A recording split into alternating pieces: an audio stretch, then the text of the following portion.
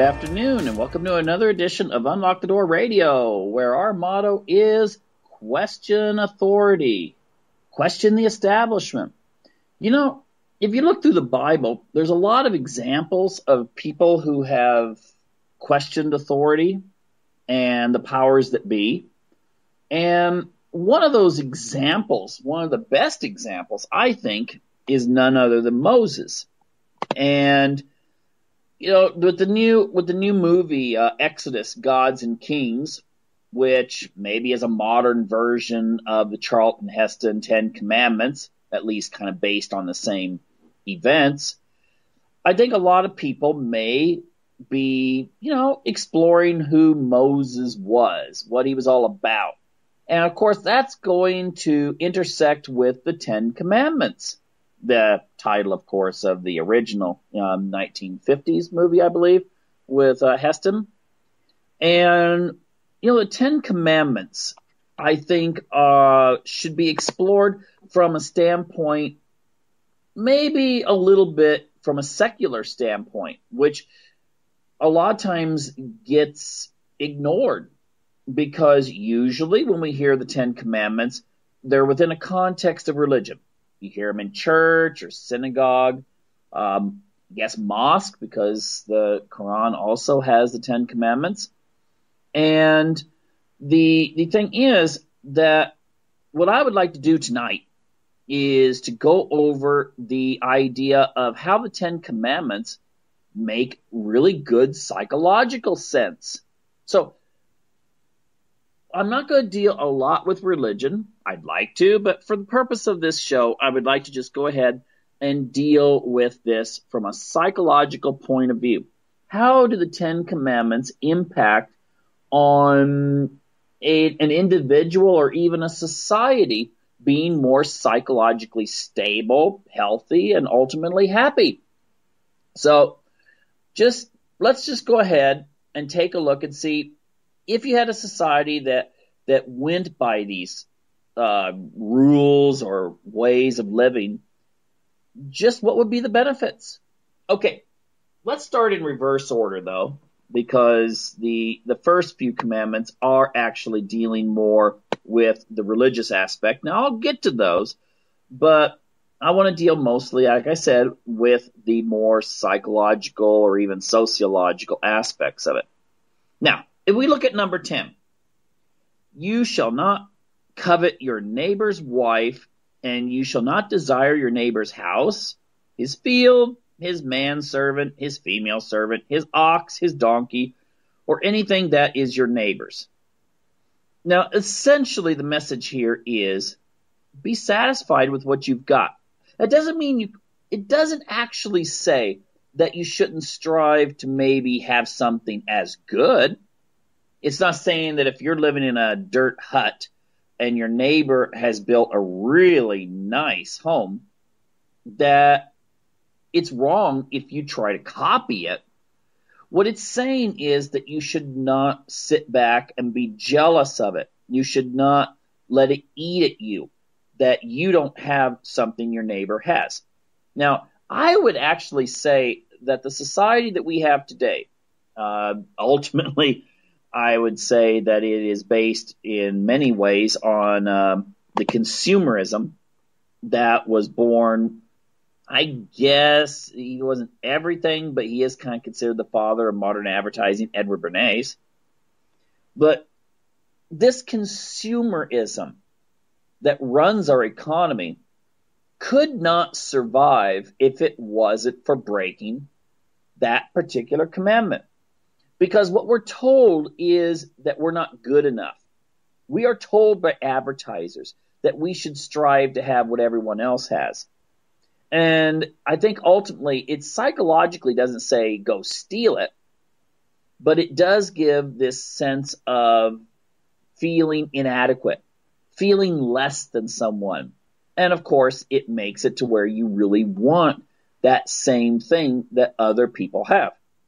I will say, too, in a political context, that is definitely something that is promoted. When you have someone saying, well, we need to take money from one person and give it to another.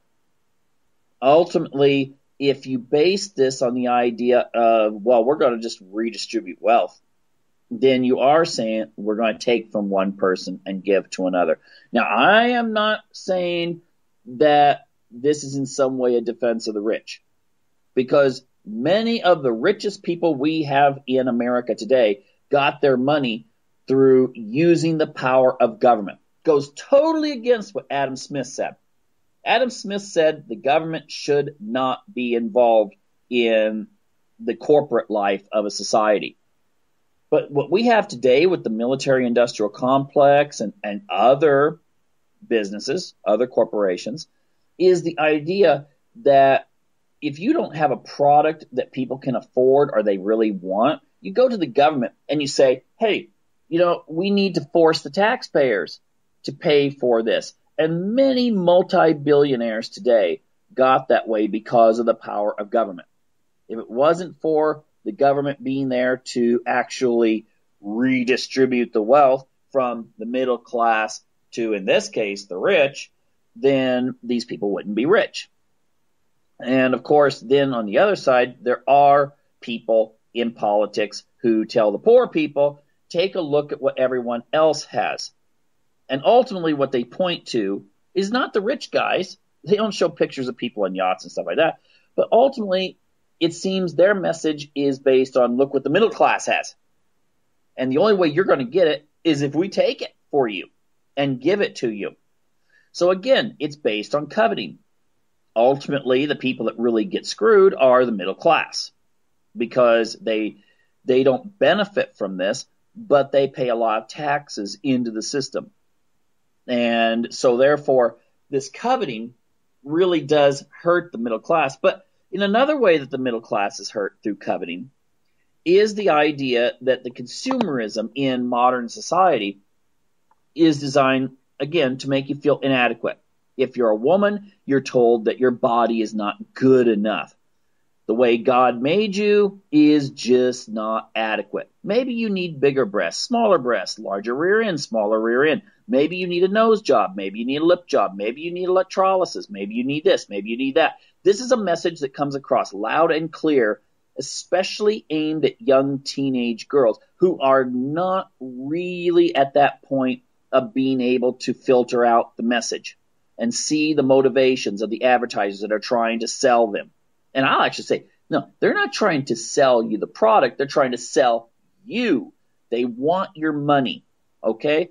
And what they do is they tell people with showing images, photoshopped images, all over the so-called, women's magazines especially, and fashion and stuff like this, that you need to, since you're not adequate, you need to buy stuff to make yourself adequate. And when you see someone who has something better than you, or allegedly has a body better than you, of course that body's probably been processed, and it's probably not even one body, it's several bodies blended together. You take one model with perfect legs, another one with so-called perfect breasts, someone else with this, that, and you put it all together, and then voila, you have the model that you show on the billboards or in the magazines or on TV. The thing is, this is not making people happy. Men are told also, I'm not going to just, take the feminist perspective there, which is often, what we hear feminists complain about when it comes to body image, but men are also told this, but usually not with their bodies. It is actually with their finances. You're not rich enough. Why aren't you at 30 financially stable? Why don't you have this? Why are you not here? Why don't you own a house right now? You don't have a retirement fund and you're 50? Well, you are inadequate. And this is a message that, again, is aimed at the male out there.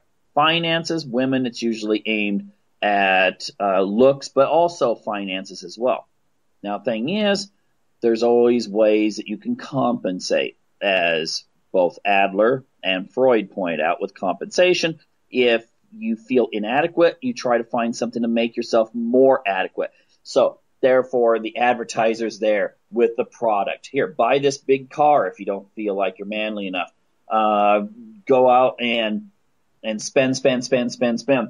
And you know what? If you have to sacrifice such things as family or happiness, then that's okay. There's no price too high to pay in order to fit the plastic image that American society gives you. Okay? No price is too high at all. Now, along with this, the whole idea of coveting what does not belong to you, we also have, we have a society that is going to, well, ultimately, the happiness will not come unless a person feels that they are adequate in and of themselves, that they're something special. Okay, it doesn't mean you sit out in the forest and just kind of contemplate nature all day and ultimately starve to death. It does mean though that you need to have gratitude for what you have, and that includes your body. It includes what your job, your wife, husband, children, whatever. You need to feel that this is something that is special for you.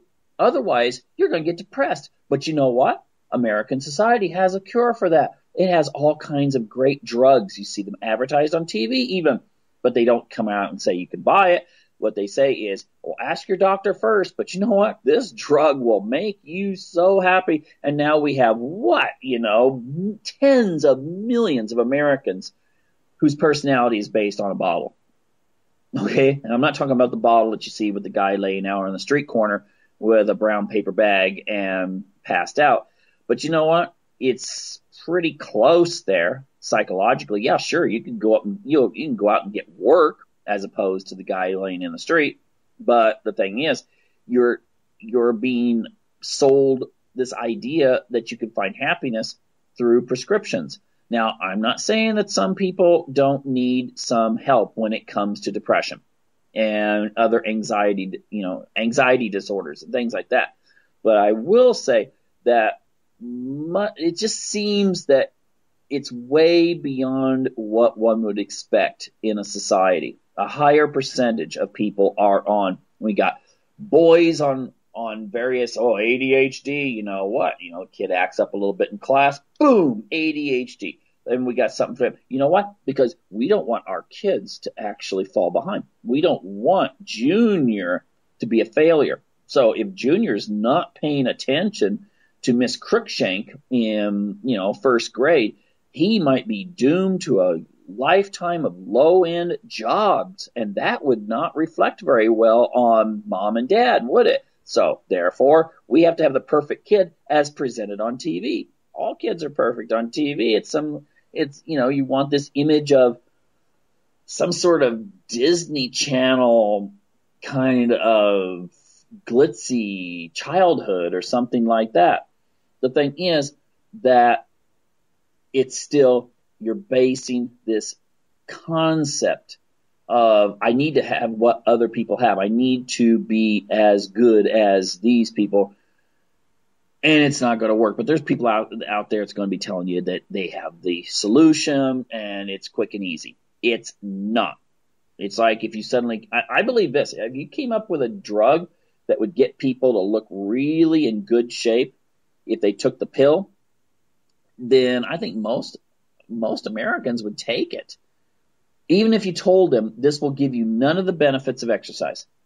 If all it did was keep your body slim, but it would do nothing for your cardiovascular health, they would still take it. In fact, I'll bet you, even if it came out and said this is actually bad for you, they would still take it.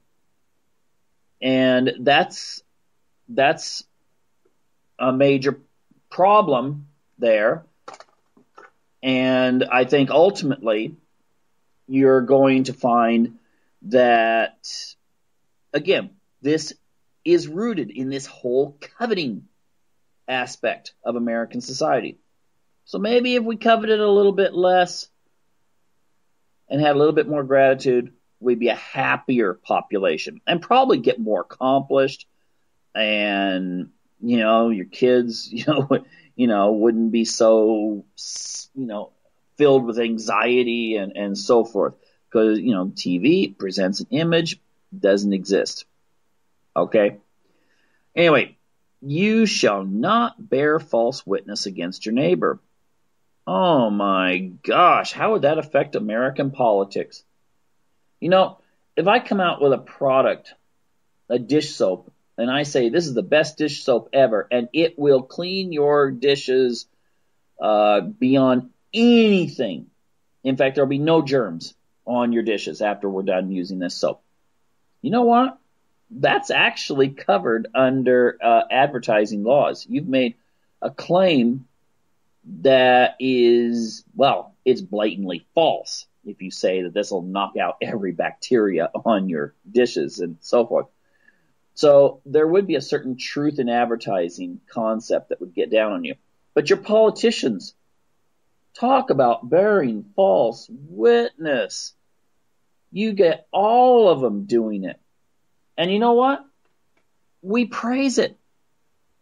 As a society, well, at least the mainstream media gets on there and, oh, this debate between this candidate and this candidate, so-and-so really had a good soundbite there.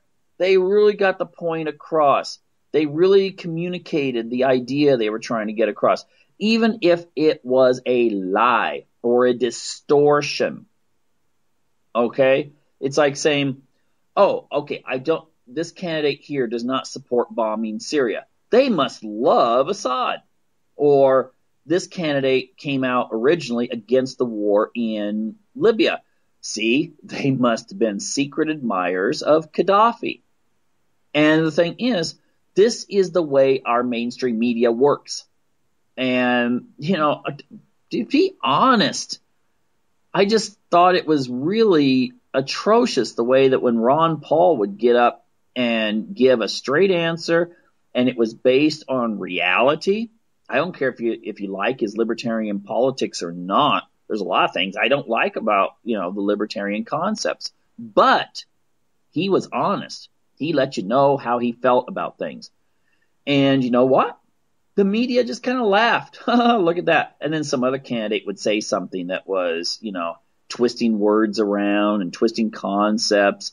And everyone gets a good laugh and the distortions take place. That is bearing false witness against your neighbor. So if you got the Democrats lying about the Republicans and the Republicans lying about the Democrats, they're both guilty. They're both guilty of distorting what the person really believes or says. But that seems to be what we want in our politics now. Maybe that's why we have so many psychopaths and sociopaths winning office. And we want something different. But yet at the same time, we sit back and think, wow, that was really cool how he took out that candidate or said this or said that. And, if you feel that way, then fine. Why don't we just do a psychological profile of all the candidates and find who scores highest on the Hare psychopathy test? Because they'll do really good. They'll seduce the public and take you all the way to Armageddon, if that's what you want. So, ultimately, yeah. Commandment 9, do not bear false witness against your neighbor. I think our society would benefit if we were a little bit more honest. Number 8, you won't steal. Oh, wow, government again. No stealing. I think it's kind of interesting. If you steal, that you go to jail. But you can have situations where giant corporations can be doing all kinds of unethical things. They can be dealing with finances in such a way that if you did it, if you owned a little taco stand or a kebab stand or something and you broke the law like that, you'd go to jail or you'd have a huge fine by the government. However, if you have a situation in which the giant mega corporations do things that are far worse, and they don't lose a profit. They actually get a profit because the money's taken from the taxpayer and given to them because they're too big to fail. If they fail, then we have this idea that, well, that'll be a big chunk of the American economy. So therefore, let's just go ahead and take some money here and give it to them so they don't fail, no matter what they do. I mean, this doesn't make sense at all. Stealing just because it's legal is still stealing. Okay, taking something, even if you have a law that's passed. I've heard some stuff about some of the items that are kind of hidden in the new budget that was passed recently. And it sounds like the big corporations and banks and stuff really made out big. So, it's legal. I mean, I heard that a lot. We didn't send people to jail in 2008 because of the financial crisis that was caused by speculation and unethical banking practices. People would say, well, they didn't actually break any laws. Okay, well, did they break up one of the 10 Commandments? Maybe they did. Okay, number 7, you shall not commit adultery. Well, ultimately, we can say that the family is a very, very important aspect of society. And, I mean, the one thing I'm a little bothered by is this. In our society, we really do not have as much adultery as I think people really think there is. I think that if you ask the average person who's cheating on their husband or wife, they think, oh, well, everyone is except me. Well, maybe they are too. But ultimately, I think it's because of our media. It's always showing, main characters committing adultery. In fact, if you have a situation where there's a husband and wife and they're having a horrible, marriage depicted in some TV show, especially sitcoms and stuff, and you get this kind of feel like, oh, yeah, well, maybe they should hook up with so-and-so, and you actually start rooting. You start rooting for them to mess around. And that's a very interesting psychological insight when it comes to the way our media operates. We throw the taboos out there, maybe because it's something that's hidden in everyone's hearts that they'd like to cheat, or there's a part of them that is, part of that Freudian id concept of, what would I do? Could I do that? And that appeals to people. However, I'm just wondering what the impact on people's view of marriage is when they're thinking, okay, this person I'm going to get married to, are they going to cheat on me? Or if you start thinking about such things as, well, how many times have they been with someone or something like that? I'm wondering if that just makes people feel like, what, do I really want to commit to this? I just recently heard that the marriage rate and of course the birth rate along with that is at its lowest point ever. And young men, there was an article called The Sexodus. I want to deal with that in the near future in Breitbart. And a lot of young men are just giving up. They're just turning to porn or they become players. They feel like, well, I'm not going to actually commit to someone. I'm not going to put a ring on her finger because maybe they'll divorce me. This is something that is very bad, because then if you have men that are just basically starting to learn to use women, then the women, after their third or fourth being used in a significant length of relationship, they're going to turn into users as well. So you're going to wind up with a situation where everyone's going to be using each other until maybe when they start hitting their mid-30s, the woman's like, I'm losing my looks right now, and maybe if I want to have kids, I've got to settle down with someone. Unfortunately, the men, of course, there was an article recently that was called it was aimed at women. It was called 30 is the New 50, where it was saying that the men, when they start hitting their mid-30s or early 40s, start going, oh, wow, yeah, I'd kind of like to have some children and a family. So they start aiming at women that are 10 to 15 years younger. And if you're talking about a situation where all the young women are starting to go, they're starting to look around and the guys are just not interested in marriage, then, the 23-year-old hooks up with the 35-year-old, but his 35-year-old counterpart that he was maybe dating for the last 6 years is left, like, oh, wow, 3, maybe 4 years left of her fertility and no marriage prospect. So, well, I guess there's always sperm banks. But that is, maybe there's something to be said about that adultery and this ethic of just everyone, just treating sex as this recreation, maybe that should be reexamined. I mean, it's not going to build for healthy families, and if you don't have a healthy family base, then you're not going to have a healthy society. Number 6, thou shalt not murder. Well, what do we have to say there when it comes to our foreign policy? Where if some country doesn't want to do what we want them to do, we threaten to bomb them.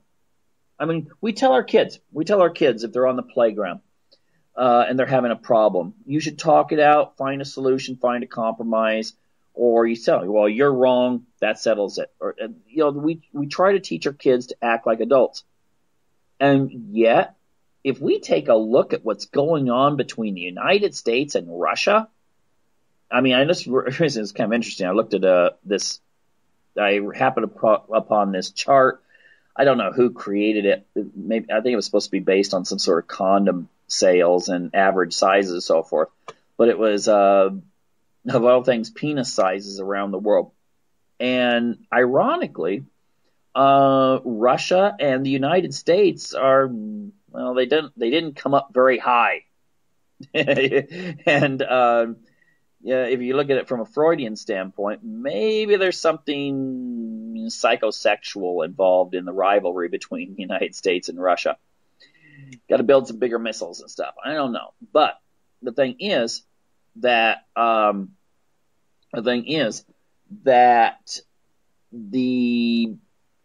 lost my train of thought there. I was going to make a joke, but I better not. Anyway, the thing is that it is Western policy in regards to Syria, Ukraine, and all these other areas. And then, is this the way you solve problems?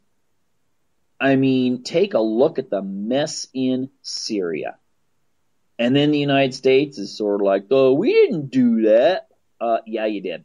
And it wasn't just Obama. It was also some of the war hawk Republicans, the neocons, that have, I have to say this. If it wasn't, Obama, he's bad. But some of the Republicans, they're really bad. If they had their way, we would be over there doing all kinds of nasty things. And the thing is that where's the maturity in this whole system? Thou shalt not murder. How hard is it to basically say this would be a good policy? And then we get into the whole police brutality thing. Now, this is one thing that really bothers me. The media focuses on Ferguson. But over the past 2 or 3 years, I've been really paying attention to this whole police brutality thing and militarization of the police. And sometimes they shoot first and don't ask any questions later. There's been many cases where white people, black people, Hispanic people have been, killed. And if you look at the circumstances, it's like, wait a minute, this doesn't make a lot of sense. Why were they killed? They didn't commit that big a crime. Maybe didn't even commit any crime. And sometimes they had this crime going on. And then when the videotape comes out saying, well, it shows that clearly they didn't, then, grand jury's sort of like, move along, nothing happened here. The thing is, many really good cases that could be brought up. And yet the media focuses on Ferguson. And I'm wondering, do they choose something that's going to immediately divide blacks and whites? Do they choose something that is going to result in riots, and then people in the suburbs of all races are looking like, oh my gosh, I'm glad we have those police that look like they just stepped out of 1984 protecting us. You see, that's what I'm wondering. And I'm wondering if we have gotten to the point where when the police do something that's questionable, we just accept it. If you're in danger or it's going to save someone's life, yeah, sure, the police need to use lethal force. But when it's situations where they just pull someone over, or they beat someone up for jaywalking, or someone is at a peaceful protest and all of a sudden they're getting their teeth bashed in, this is troublesome, and I think it could be symptomatic of kind of throwing the commandment, thou shalt not murder, out the window. And then once we get to that point, once we start getting to the point where you get people getting on the news and saying, torture, there could be reasons why we have to have torture.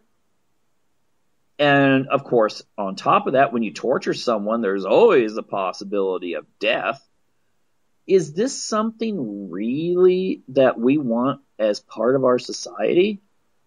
I mean, I can see if you have a situation like, I don't know, in the old Dirty Harry movie, I can't remember, it may have been the original Dirty Harry movie where the guy had buried the girl and, there was just enough oxygen left or something like that. And, Harry does some nasty things to the guy to get the information as to where, she's been buried alive. I can see that. Okay. But when you just take some poor goat herder that's probably been turned in by his friends in Afghanistan so they can get some money, or he belongs to the wrong ethnic or religious minority in Afghanistan, so he gets turned in, or in Iraq where someone might feel like they were just defending their country or something like that, and, gets captured. Is it really right to torture them afterwards? I mean, and if you read some of the stuff, just look into some of the stuff that they were doing. I mean, talk about sadistic. I mean, and the government paid a bunch of money in order to develop this stuff. Only thing you had to do, essentially, I guess, is just, look at some of the horror movies on TV and probably, find some horror movie fan and say, what was your favorite scenes or something? They would have been able to write it down for free. I mean, this is not something I think is really good for our society. Now, then we go into, this is a very important one, and I think it gets ignored a lot. And that is the commandment, honor your father and thy mother as the Lord your God has commanded you, that your days may be long and that it may be well with you in the land which the Lord your God is giving you. That's an interesting concept in many different levels. First of all, it's the only commandment in the Ten Commandments that gives you a promise that your days may be long in the land. And I'm wondering, does that mean you as an individual will have a longer lifespan, or that you will hold on to whatever property your people have? I think it's both. Because first of all, if we have families in which people are connected to one another, in which we respect connection. I saw an article. Get this. I saw an article. I'll come back to that. That said that when Mexican immigrants come to America, they have a very low rate of depression. But then after they have been in the United States one generation, their depression rate goes up to the same as the United States. Now, one of the conclusions in that study was that maybe it's because when they first come to America, they may have 7 or 8 brothers and sisters. And, when you come from a big family, you always have someone you can call on the phone and say, things are just going rough. And one of them is going to understand you. Okay, maybe you're having financial problems, and one brother's just going to sit there and nag at you like, well, why can't you be more of a success? Another brother might be like, okay, well, I really understand, is very compassionate. And maybe something gets worked out. And the thing is, you're going to have that support system. Durkheim, the famous sociologist, noted that Jewish and Catholic populations, it was like 150, 200 years ago, tended to have low suicide rates. And one of the factors that he brought up was large families that were connected to one another. And I think that's actually quite important. So individually, you may have a situation where if you are part of this network, the extended family, where it's not just, I once, I think I sent my dad a Christmas card a few years ago or something like that, but you actually have a connection between the generations. And even when they are dead, you have a connection to the generations. That's one thing I have a respect for. There's a lot of societies that they have these kinds of holidays like the Day of the Dead and stuff like that. And it's not some sort of, to maybe Northern Protestant society, that is seen as kind of macabre, going out to the graveyard and doing things like that. But the thing is that it reminds people in those societies that their relatives are still there. And so that makes them feel like not just the fact that your life will have purpose even when you're gone, but also it gives you a sense of comfort that maybe mom, dad, grandparents, whatever, are still rooting for you up in heaven to succeed. And maybe you'll get some inspiration from them to succeed. There was in pre-Christian Scandinavia, the Viking era, they would go out and sit on the grave, and they would think that this would give them inspiration from their ancestors, that this was a focal point, where the ancestor's body was buried, and that they could communicate from Valhalla to the individual and give them inspiration on what they should do. Because of course, the ancestor, if they're in a spirit form or in another existence, might have a way of looking and seeing things that the individual cannot see. So that was something that was part of their connection. Now, this deals with kind of the individual, happy, cozy, let's all get together, Christmas holiday type thing. But what about the cultural aspect?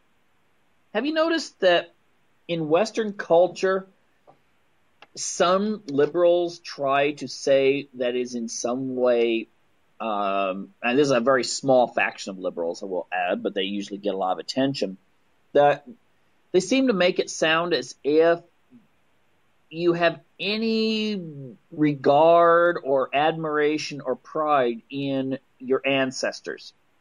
Like, you're really proud of what the Irish Americans did, or you're really proud about what the Swedes did back in the Viking era, or you're proud of the Russian, or that sort of thing. That in some way, that's kind of a form of racism. Unless you say that you're superior to all other people because you happen to come from another country, then how can that be racist? Because ultimately you are part of a family. The family, of course, is part of a community.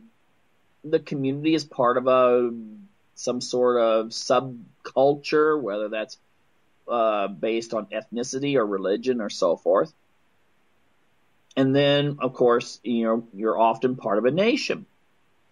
And so it's been part of human history throughout all recorded time for people to keep a record of their genealogy and to keep a connection to their kin and to the extended clan and the extended tribe. And the thing is that there seems to be a pressure to erase that. And I'm not so convinced that this is all part of some sort of strange plot from, some ultra-liberal sociology department somewhere in the United States. I'm wondering if this has more to do with this real excessive concern with population. And maybe the idea is that if people are strongly connected to their roots, then they're more likely to reproduce, because then that gives them a sense of continuing the chain. But if you break that, if you get people not to respect where they came from, to kind of think, okay, I'm an individual. It doesn't matter who my parents were or my grandparents were. And why should I honor their traditions anyway? It's a new era. 2014, soon to be 2015. Why do I need to keep up traditions that my ancestors had 100, 200 years ago? You do that, and that relativizes you in your place in the community. And I don't care what ethnic group, race, religion you are. If you start relativizing your place in the community, you are going to be less likely to see reproduction as a cornerstone of what your life should be. You no longer see it important that you continue the chain, even though you are the result of hundreds or thousands of generations of people who actually succeeded. They made it through plagues and famines and whatever, nasty kings and queens and, religious wars and all this kind of stuff. You're the survivor. You made it. But if you feel that chain doesn't count anymore, then you're going to be way more likely just to think to yourself, I'm just going to have fun while I'm here. And then when I die, I died. Maybe there's a heaven, maybe there's not. But you see, that's the thing. It works very strongly to the advantage of those who want to reduce population to reduce this sense of belonging.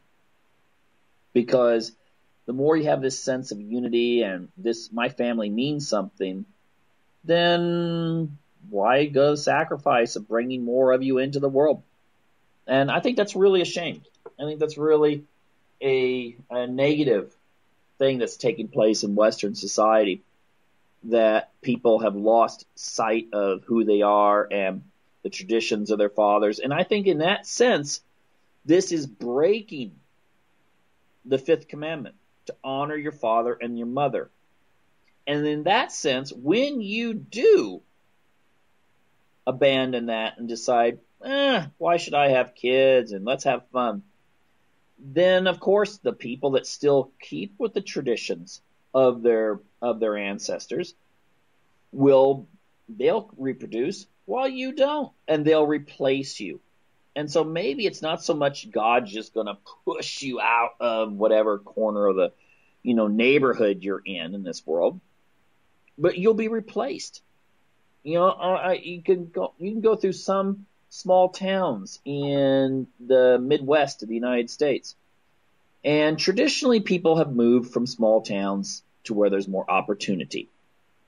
But traditionally those small towns remained, they kept their population up because there was usually, you might have 4 kids born in a family, and 2 of them moved on to something bigger, or at least they thought bigger, and 2 would stick on the farm or the small, whatever, small businesses or something like that, and they would maintain the character of the town. But what you see nowadays is many of those towns in the Midwest that were founded like 150 years ago by, various groups of people, Scandinavians and Germans and Scotch-Irish and so forth, they're dying. And your population base, it's like going into a retirement community. Because what you still had the kids that wanted to find something different, they moved on, but there was not enough children born in those communities to keep the community going when their siblings would leave. And so therefore, who's going to move to those communities? Okay, there's no reason to. Now, you do see now a trend for a lot of Hispanic people to move into those communities and to reshape them. And that's, Hispanic people believe in, having families and honoring father and mother and all these other traditions I've been talking about. And then you will see as the elderly in these communities die off, they'll be replaced.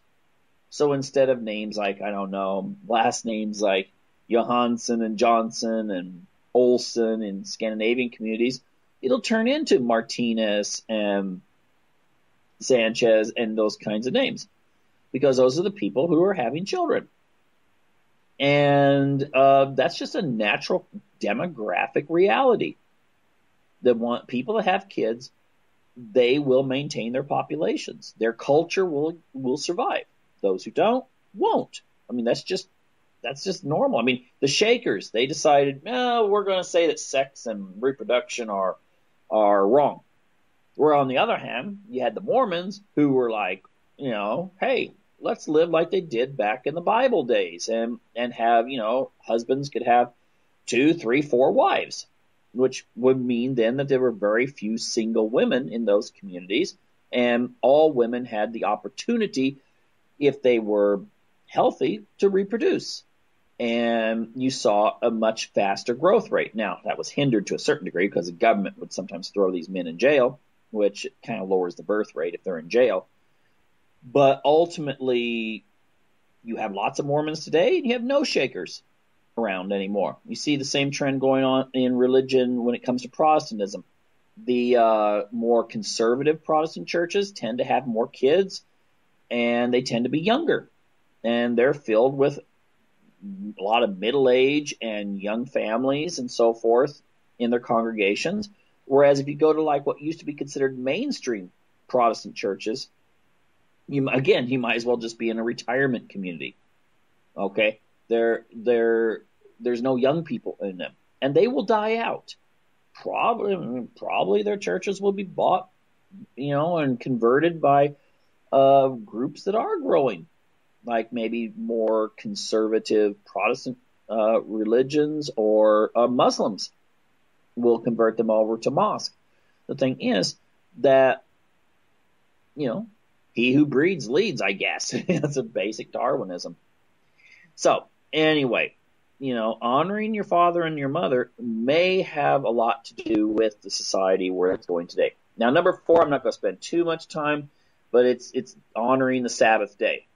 Now, you got to remember, in the old days, oh my gosh, it was considered, you should work 20 hours a day and rest for 4, and do that 7 days a week.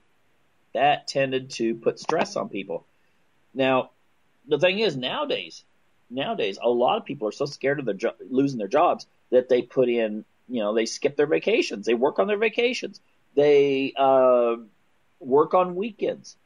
And what's going to happen is this is going to cause a lot of people just to burn out. You need some time to rest. And I actually believe you need some time to rest and reflect on spiritual things. But, when the economy gets bad, people will just figure they don't have time for that, or they'll take 2 jobs and be working 7 days a week because they can't pay their bills. Now, number 3, you should not take the name of God in vain. Oh, wow. Talk about what would happen to a lot of our cable network TV shows if you suddenly didn't do that. And even network TV, it seems like there's a lot of stuff where God's name is mocked. But I'll tell you one thing.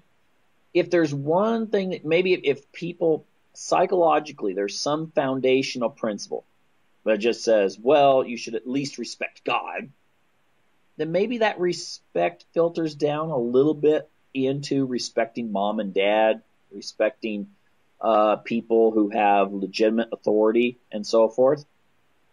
But if you are to the point where you can just mock God and make fun of Jesus and stuff like that, or whatever your deity or whatever, then what you're going to do is it opens up the door for any and all. And I think that can grow into irreverence. And irreverence, when there is no foundational principle, can actually lead to nihilism, where it's like, well, what's the purpose of anything? And no society can survive if a significant number of people are nihilist.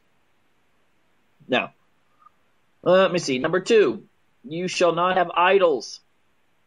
It says right here, for I, the Lord your God, am a jealous God. Now, the thing is, what are our idols today? Now, true, you got a few kind of weird things like, Bohemia Grove and stuff with the big owl and that sort of thing. But ultimately, we generally in Western society feel like, well, we don't bow down to statues and offer, sacrifices to various deities and so forth. But what do we sacrifice for? What are our idols today?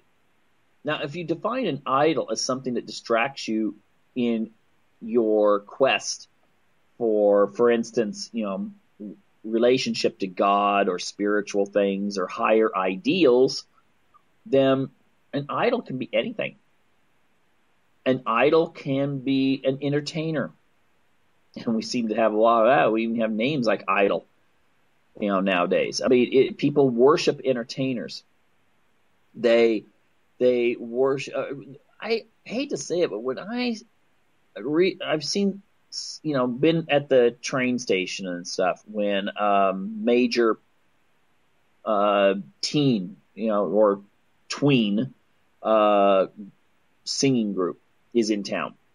Whether those are individual people like Miley Cyrus, or group, Justin Bieber, or some of the boy bands and stuff. And you will see people with T-shirts actually say, "I worship," and they'll have the name of the group. And the way they act, it's almost like a religious experience when the person comes up on stage and everyone's just, so emotional. But the thing is, that is dangerously close to idol worship. I mean, in the old days, you had the temple priestesses, or you had various priests, or they'd carry in some sort of statue or whatever, and people worship that, or some sort of sacred bull. And I'm not going to go into detail about what some of those groups, did with the sacred bull. But the thing is that these were symbols of idolatry. And it's something that's very much condemned in scriptures, both in the Bible, also in the Quran. In fact, if you read the account of Noah, one of the big sins that the people had been committing is their idol worship. And I think it was Noah was only able to get like 70 or 100 of his followers on the ark who rejected that, and they survived the flood. Well, the thing is that, are we any better if we worship cars? If we worship having a certain brand name on our clothing? If we worship certain political leaders? I'm not going to mention names here. Even if our neocons worship our military, hey, look, we got the big weapons of mass destruction that we can whoop everyone. We can take on China. We can take on Russia and anyone in between. That is a form of idolatry, and I think we know where that can lead. But I'd like to go into like some religious stuff here, but I will just say this. Psychologically, such materialism does not lead to happiness. Having a cold, it's worshiping money or celebrities is going to be as fulfilling as sitting there at the base of a cold rock statue and hoping that, praying for something in your life, for that statue to do something for you, is going to have some effect. Now, the thing is that in our modern society, again, we have this kind of cult of materialism. And look at the jewels that people have to show off. And instead of chariots, we have the cars and so forth. And what are we willing to sacrifice for that? We're willing to say, again, I'm going to go back to that initial concept. People are willing to sacrifice family. Now some people will say, no, I've got a family. I've got my son and daughter, and, we don't fit into that. And then I would ask, what would happen if you found out the wife was pregnant with the third child? Okay? And, I was listening to a presentation one time from a guy who had decided he was just going to have a couple kids, but then he was active in like some anti-abortion movement or something. And he totally changed his viewpoint on children. He started seeing them as gifts of God. And I think that he and his wife wound up with giving birth to 9 children altogether. But he did say, how can you condemn someone who is poor and in the ghetto, 16, and gets pregnant for contemplating abortion, when middle-class Christian families, they have 2 kids, and all of a sudden they like, oops, something happened there, birth control didn't work, now pregnant again. And a little part of them thinks, well, wouldn't it just be easier to go get an abortion? That's how deep our idol worship has gone. Now, I will say this, though. There's some people probably responding to this like, yeah, but they can get sterilized. Well, now think about that for a moment. a person would be willing to cut off any ability to bring forth a family, maybe after they're 1 or 2 kids. And why is that? Oh, I could see health. If health is a concern, you've got a situation where it's a pregnancy could be bad, either for the baby or for the mother. Some sort of really weird genetic or bad genetic combination. 2 parents that have some genetic disorders, and they're like, I don't want to pass that on to my kids. I could see that. But not where it's like, oh my gosh, if we have a 3rd, 4th child, it could wind up cramping our style. Maybe we have to not have a new car. We have to buy a used car. Or maybe we have to drive a van instead of that nice sedan. And that sort of thing. And isn't that, again, getting really close to idol worship? And it also interconnects with some of the other aspects we've been talking about, such as, the family and your place in the culture. So think about that. I mean, I'm not telling people how many kids they should have. Ultimately, that's something that you can't dictate to someone. But the thing is, have you really considered what, in our society, it's A-okay to tell someone, oh my gosh, you've got 2 kids and you're thinking of having more?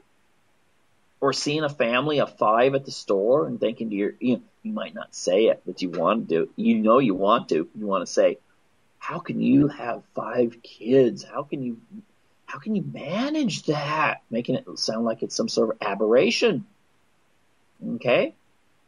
The thing is that that's okay in our culture. That's perfectly fine to question. But it's if a person writes a book or does a video or something about why people should consider having more kids, all of a sudden that's like, hey, you don't have any business telling me what to do. Think about where that comes from. Remember Edward Bernays? Remember what he said in Propaganda? Very few of our taste and manners that we have are something we chose. It is all part of what someone else chose. Okay? So when it comes to our Western society shrinking, I don't think it's necessarily all just because it's economical and people just can't afford to have more kids. They can obviously afford more, but there's part of a cultural norm that has been set that you don't want that. And that norm is often reinforced with, are you going to trade being able to have a nicer home in a nicer neighborhood or being able to have a new car or go on vacations? Are you going to trade that just to have a 3rd or 4th kid? That is what our society is based on. And ultimately, I think that is essentially connecting to this whole idea of creating an idol or a carved image. Now, finally, the first one, I'm not going to deal with that so much either. You will have no other gods before me. I think that fits in very well with number 2. No other gods. No other distractions. Well, we pride ourselves, on our secular thinking. And at the same time, we kind of, we grab onto other things. Because you know what? I think there is actually a part of the human psychology that needs to grasp onto something. You erase God from it, they'll grasp onto something else. Thank you for tuning in to Unlock the Door Radio, and I encourage you to tune in next week. Thank you.